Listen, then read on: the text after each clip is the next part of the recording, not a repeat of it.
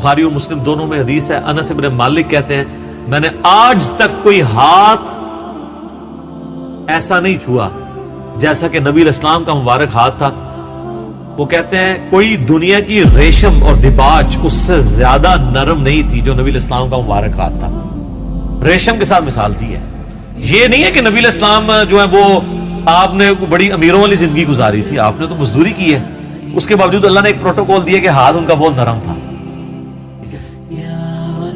اسی بخاری مسلم کی حدیث میں آتا ہے کہ میں نے آج تک کوئی مشک اور عنبر کی خوشبو ایسی نہیں سونگی جو نبی علیہ السلام کے پسینہ مبارک سے اور آپ کے مبارک ہاتھوں سے آتی تھی. مسلم شریف میں حدیث ہے، ایک صحابی کہتے ہیں میں چھوٹی عمر کا تھا تو حضور نے ایک دفعہ میرے اپنا ہاتھ مبارک میرے سر پہ پھیرا تو کہتے ہیں مجھے لگتا ہے کہ آپ علیہ السلام نے ہاتھ مبارک کسی عطر دان سے نکال کے میرے سر پہ پھیرا ہے، اتنا خوشبودار تھا. تو آپ علیہ السلام کے پسینے سے خوشبو آتی تھی.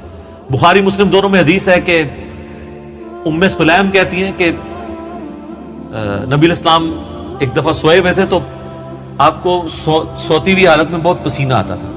وہ ایک کھلے برتن کے وہ لے کے آئیں، ایک کھلا برتن، اور نبی اسلام کے مبارک پسینے کو انہوں نے جمع کیا. حضور کی آنکھ کھل گئی، آپ فرمائے یہ کیا؟ ان کا جی اس طرح آپ کا پسینہ انتہائی خوشبودار ہے، ہم اس کو خوشبو کے طور پہ اپنی خوشبو میں ملا کے استعمال کرتے ہیں، اپنی خوشبو میں بھی خوشبو کرنے کے لیے. اور مسلم شریف کی ایک حدیث میں ہے کہ ایک عورت آئی کہ میری بچی کی شادی ہے تو میں آپ کا پسینہ لینے کے لیے آئی، ٹھیک ہے، خوشبو کے طور پہ.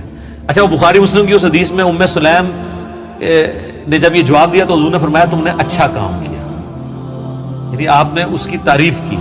پسینہ مبارک آپ کی تو ہر چیز ہی جناب کمال ہے، تو کس کس بات کا ذکر کیا جائے؟ میں گھنٹوں اس پہ فی الودی کئی احادیث بیان کر سکتا ہوں آپ کے تبرکات کے اوپر. صحیح مسلم میں حدیث ہے نبی علیہ السلام فجر کے بعد سخت سردیوں میں بھی جب نکلتے تو مدینے کے لوگوں نے اپنے غلام باہر کھڑے کیے ہوتے برتن اٹھا کے، آپ علیہ السلام ایک ایک برتن میں اپنا ہاتھ ڈالتے جاتے تھے برکت کے لیے. بخاری مسلم میں کتنی حدیثیں ہیں کہ نبی علیہ السلام وضو کر کے جب فارغ ہوتے تھے تو صحابہ کرام آپ کے وضو کا پانی اپنے چہرے پہ ملتے تھے. وہ ایک تشت میں آپ کو وضو کروایا جاتا تھا نا ایک برتن کے اندر، اس سے، اور جس کو نہیں ملتا تھا وہ دوسرے سے لے کے مال لیتا تھا برکت کے لیے. ظاہر ہے وہ تو برکت ہی ہے. یہ تو چھوڑ دیں تھوک مبارک کی کیا برکت ہے. بخاری مسلم دونوں میں حضرت علی کو اشوب چشم تھا غزوہ خیبر کے موقع پر، حضور نے جب بلایا ہے تو ان کی تو آنکھیں بھی نہیں کھل رہی تھی، آپ نے مبارک لعاب لگایا تو شفا ہوگی. اشوب چشم ایک وائرل ڈیزیز ہے سر، میں اس کو بھگت رہا ہوں. 2016 میں بھی تھی، آج 2020 ہو گئے، میری آنکھیں دوبارہ ریکور نہیں اس طرح ہو سکی. تو ایک لمحے میں جناب اشوب چشم ختم ہو جائے، کیا ہی بات ہے. پھر آپ نے مبارک ہاتھوں سے زیرہ باندھ کے تو خیبر کے لیے روانہ کیا، آپ کی مبارک تھوک کی برکت. اس طرح بخاری مسلم میں کئی احادیث ہیں کہ آپ نے اپنا نواب دہن کسی کنویں میں ڈالا ہے، پانی اوپر آ گیا. کھانے میں ڈالا ہے، کھانا 10 بندوں کا تھا 300 بندوں نے کھا لیا ہے اور اترے گا اتنا ہے، کام بھی نہیں ہو رہا.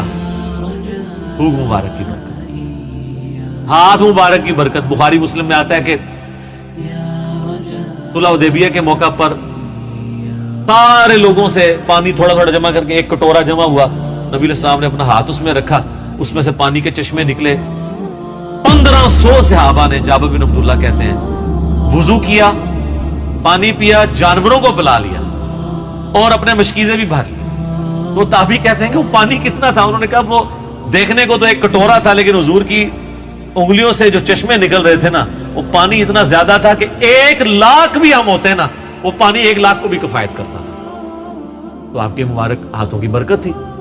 صحیح بخاری میں آتا ہے ایک صحابی کی پنڈلی ٹوٹ گئی، نبی علیہ السلام فرمایا ٹانگ سیدھی کر، اپنا ہاتھ پھیرا. وہ کہتے ہیں اللہ کی قسم اس طرح ہوگی کبھی ٹوٹی نہیں تھی.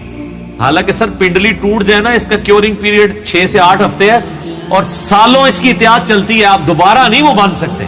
اور صحابی کہتے ہیں مجھے یاد بھی نہیں ٹوٹی تھی. معجزہ. بخاری مسلم میں آتا ہے کہ ایک شخص نے جمعے کے خطبے کے دوران کہا یا رسول اللہ مویشی علاقوں کے دعا کریں بارش کے لیے. دعا کی، اسی ٹائم بارش شروع ہوئی، اگلے جمعے تک جاری رہی. اگلے جمعے وہی بندہ کھڑا ہو گیا کہ ہمارے گھر جو ہیں وہ اب پانی ان میں ٹپکنے لگا. آپ بس یہ دعا کریں کہ زمینوں پہ سائڈ پہ ہو، گھروں پہ نہ ہو. تو بخاری مسلم کے الفاظ ہیں، آپ نے یہ انگلی سے بادلوں کو اشارے کیے. سر اب جن صحابہ نے یہ منظر دیکھا ہوا تھا صحیح بخاری میں آتا ہے، ابن مسعود کہتے ہیں ہم حضور کے ساتھ کھانا کھاتے تھے، ہم اس کھانے کے نوالوں میں سے تسبیح کی آواز سنتے تھے۔ یہ تو برکات آپ کی تھی۔ جابر بن عبداللہ کہتے ہیں، مسلم شریف میں حدیث ہے کہ ایک سفر کے دوران حضور نے مجھے کہا ان دو درختوں کو کہو کہ اللہ کے نبی کہہ رہے ہیں مل جاؤ، میں نے رفع حاجت کرنی ہے۔ وہ جڑوں سمیت اکھڑ کے اکٹھے ہوئے، کہتے ہیں میں نے حضور کو پانی دیا، آپ سنجا کر کے فارغ ہوئے، آپ نے یوں انگلی سے اشارہ کیا، واپس اپنی جگہ پہ چلے گئے۔ یہ چیز صحابہ کرام کے ایمان کو بڑے اوپر کے لیول پہ لے جاتی تھی، اور یہ تو نبی الاسلام کے ڈائریکٹ تبرکات ہیں۔ آپ کے بال مبارک جو آپ سے ٹوٹ کے الگ ہو چکے ہیں، ان کی برکات بھی آپ سنیں۔ صحیح بخاری میں آتا ہے کہ ام سلمہ نے حضور کے چند بال نکالے ایک ڈبیا میں سے، صحابہ ملاقات کے لیے گئے ام المومنین سے، ان کا یہ حضور کے بال ہیں، اور جب بھی کوئی بیمار ہوتا ہے تو محلے میں سے مجھے پانی کا برتن بھیج دیتا ہے، ہم اس میں گھول کے دیتے ہیں، شفا ہو جاتی ہے حضور کی وفات کے بعد۔ اور بال مبارک تو پھر بھی جسم کا حصہ ہے، کرتا مبارک تو جسم کا حصہ بھی نہیں ہے، یہ تو الگ سے ایک چیز ہے نا۔ صحیح مسلم میں ہے کہ سروانی تیالسی جبہ اسما ابن بنت ابی بکر نے حضرت عائشہ کی بڑی بہن نے نکالا اور کہا یہ رسول اللہ کا کرتا ہے، جس کے اوپر یہاں پہ گوٹ بھی لگی ہوئی تھی، کالے کلر کا تھا، بائی چانس آج میں نے بھی کالا کپڑے پہنے، یہ سنت ہے۔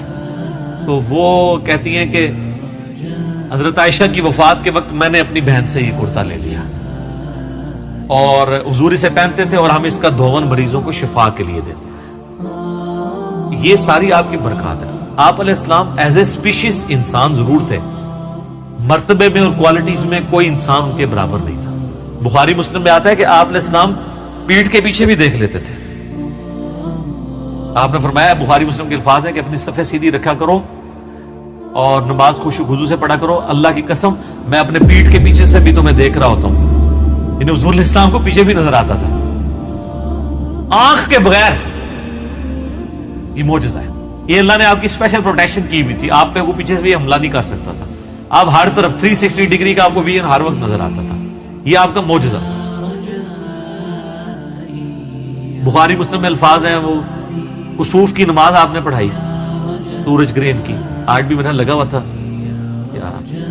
یہ 1-2 دن چلنا ہے، تو کسوف کی نماز پڑھائی، تو آپ نے نماز کے دوران کچھ قدم آگے کیے، پھر یوں ہاتھ بڑھایا، پھر واپس کھینچ لیا۔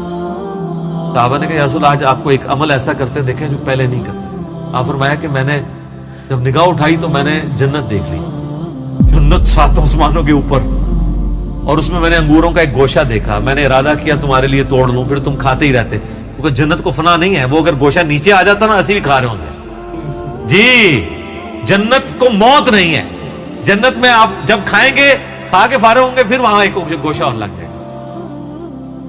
جنت کو چھوڑ دیں، بخاری مسلم میں آتا ہے حضرت ابو ہریرہ کو حضور نے وہ ایک تھیلی میں کھجوریں دی تھی، پوری زندگی کھاتے رہتے تھے، وہ ایک دفعہ ان سے پھر الٹ گئی تو اس کے بعد وہ ہوا، جب تک وہ کھاتے رہے، ٹھیک ہے۔ تو آپ علیہ السلام اب آپ دیکھیں کہ نگاہ کہاں پہنچی ہے، جنت میں، ہاتھ بھی پہنچ رہے ہیں۔